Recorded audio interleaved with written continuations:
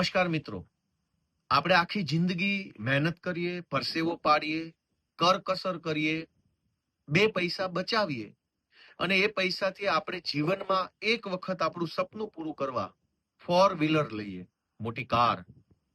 એ વખતે આપણને વિકલ્પ મળે છે કે ડીઝલ વાળી કાર લેવી, કે ઇલેક્ટ્રિક કાર લેવી, કે પેટ્રોલ વાળી લેવી, કે પછી પેટ્રોલ અને ઇલેક્ટ્રિક બંને મિક્સ આવતી હોય એવી લેવી.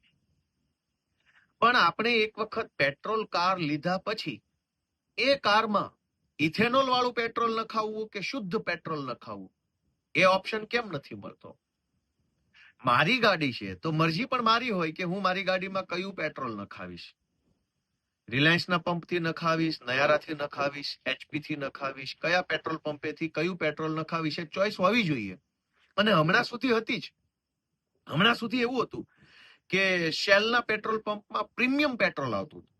અમુક જગ્યાએ અનલીડેડ પેટ્રોલ પંપ આવતું હતું, એટલે કે શીશા વગરનું, શીશા વાળું પેટ્રોલ, શીશા વગરનું પેટ્રોલ, પ્રીમિયમ પેટ્રોલ, આ કેટેગરી આવતી હતી. એના અલગ અલગ ચાર્જ હતા. અનલીડેડ નખાવો તો એટલો ચાર્જ, પેલું પ્રીમિયમ નખાવો તો એટલો ચાર્જ.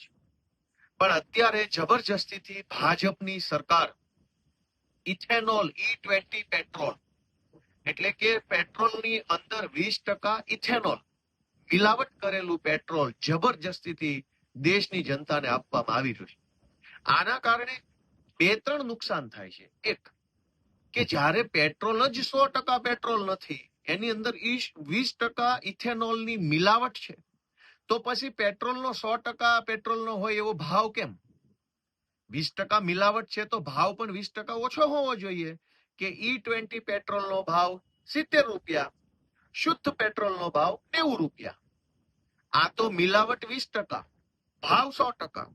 તો જનતાને અહીંયા એક લૂંટનો સામનો કરવો પડે છે. બીજું કે આપણી ગાડીઓ જે બની છે એ ગાડી E20 કમ્પેટિબલ, એટલે કે E20 પેટ્રોલને એ ગાડી ચલાવી શકે, એના એન્જિન, એના સ્પેર પાર્ટ્સ બધા જે આવતા હોય એ એના માટે નથી બનેલા. તો પછી આપણી ગાડીમાં જબરજસ્તીથી E20 પેટ્રોલ નખાવવાની ફરજ કેમ સરકાર પાડે છે? તો આખી જિંદગી મહેનત કરીને, મજૂરી કરીને, કરકસર કરીને, કેટલાય આખા ઘરમાં હોય એટલા લોકોએ પૈસા બચાવીને જીવનમાં એક વખત 4 વ્હીલર લીધી હોય, એ 4 વ્હીલરને ભાજપની સરકાર દાદાગીરી કરી, ગુંડાગીરી કરી, જબરજસ્તીથી E20 પેટ્રોલ, ઇથેનોલ મિશ્રિત પેટ્રોલ ભરાવડાવે અને આપણને ઓપ્શન ન આપે. એની સામે દેશમાં એકમાત્ર વ્યક્તિ અરવિંદ કેજરીવાલ લડાઈ લડી રહ્યા છે. અરવિંદ કેજરીવાલ અત્યારે E20 ની દાદાગીરી સામે લડે છે અને એમની માંગણી છે કે પેટ્રોલ પંપ ઉપર 2 પાઇપ હોવી જોઈએ. જે વ્યક્તિએ E20 પેટ્રોલ પુરાવવું હોય તો E20 ભરાવે, જેને શુદ્ધ 100% પેટ્રોલ ભરાવવું હોય એ 100% પેટ્રોલ ભરાવે. આ ઓપ્શન દેશની જનતાને મળવો જોઈએ. આપણે કોઈ હોટલમાં જઈએ તો હોટલ માલિક દાદાગીરી નહીં કરી શકે કે ફરજિયાત રીંગણાનું શાક જ ખાવું પડશે. મારે જે ખાવું હોય તે ખાઈશ અને મારે જે ખાવું છે એનું જેટલું પેમેન્ટ હશે એટલું પેમેન્ટ આપીશ. જેને પેટ્રોલ ભરાવવું છે એ 100% પેટ્રોલ ભરાવશે, એનું પેમેન્ટ આપશે. E20 વાળો E20 ભરાવશે, એનું પેમેન્ટ આપશે. સરકાર કેમ જબરજસ્તી કરે છે?